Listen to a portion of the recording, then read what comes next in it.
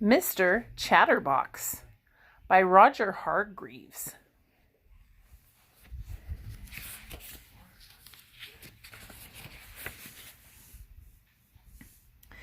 Mr. Chatterbox was one of those people who just couldn't stop talking. He used to talk to anybody and everybody about anything and everything, going on and on and on and on and on. And when he didn't have anybody to talk to, he used to talk to himself. "Good morning, Mr. Chatterbox," he used to say to himself. "Good morning to you," he used to reply to himself.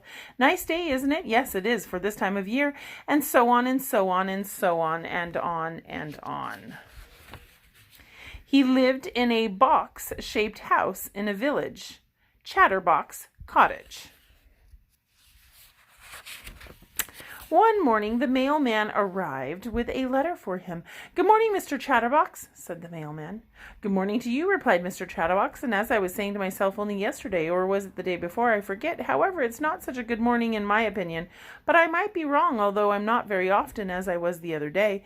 Monday, I think it was, or perhaps it was Tuesday, but never mind, because it is such a good morning. Don't you agree?" "Yes, of course you do, because that's what you said to me in the first place." And he went on and on all morning, and the poor mailman was late delivering all his mail. That afternoon, Mr. Chatterbox went into the hat store in the village. "Hello, Mr. Bowler," he said to the man who owned the hat store. "Do you think if it's possible that I could buy, if it's not too expensive, but I'm sure it won't be, a new hat, because would you believe it? Yes, of course you would, but anyway, as I was saying, my present hat, the one on my head, as you can see, is getting, how can I put it, a little too old, because I've had it for, let me see now, it must be, let's think, 10 years. No, I'm telling a lie, it can't be that long. Or can it? Well, yes, it could be, and on the other hand," and he went on and on all afternoon and half the night, long after poor Mr. Bowler should. Eventually, when Mr. Bowler managed to get a word in edgewise, he promised to order a new hat for Mr.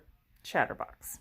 And then he pushed Mr. Chatterbox out of his store, still talking, of course, and went home for his supper, which was cold, of course, because Mrs. Bowler had cooked it for him hours ago. And while he ate, he thought. Exactly 1 week later, the new hat for Mr. Chatterbox arrived in a smart red hat box. The mailman delivered it to Mr. Bowler's shop. "At last," said Mr. Bowler, heaving a sigh of relief. "Whew, I think this hat is going to be the answer to the problem of Mr. Chatterbox talking so much." "I wish it could be," said the mailman, "but how can it?" "Because," replied Mr. Bowler, "this hat is a magic hat."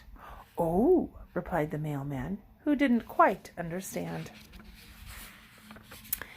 That same afternoon, Mr. Bowler took the new hat to Chatterbox Cottage.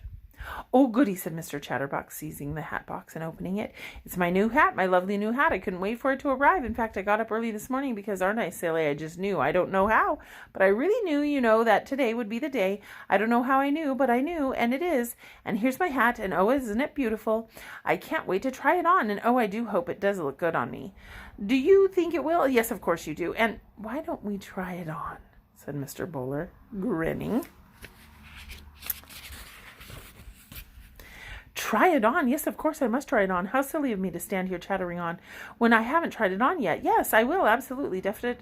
Try it on right away, because as I said, it's silly not to talk, just to talk about trying it on and then not try it on, isn't it?" And he took the hat out of the hat box and put it on, and it was a beautiful hat.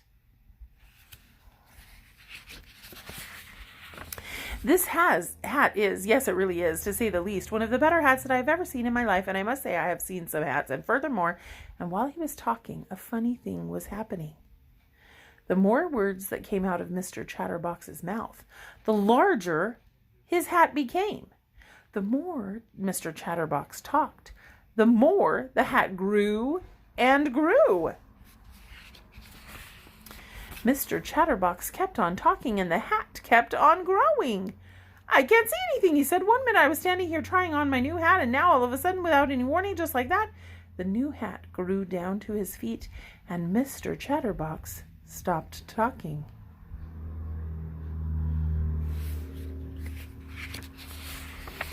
And as soon as he stopped talking, the hat grew smaller and smaller until it was the same size as when he'd first put it on.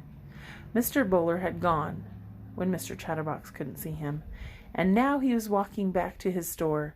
"My special magic hat really works," he chuckled. The following day, Mr. Chatterbox was out for a walk when he met the mailman in the village. "Hello, mailman," he said. "Do you like my new hat? Have you ever seen such a fine hat? I'm sure you never have. And what a hat, and—" But do you know what was happening, don't you?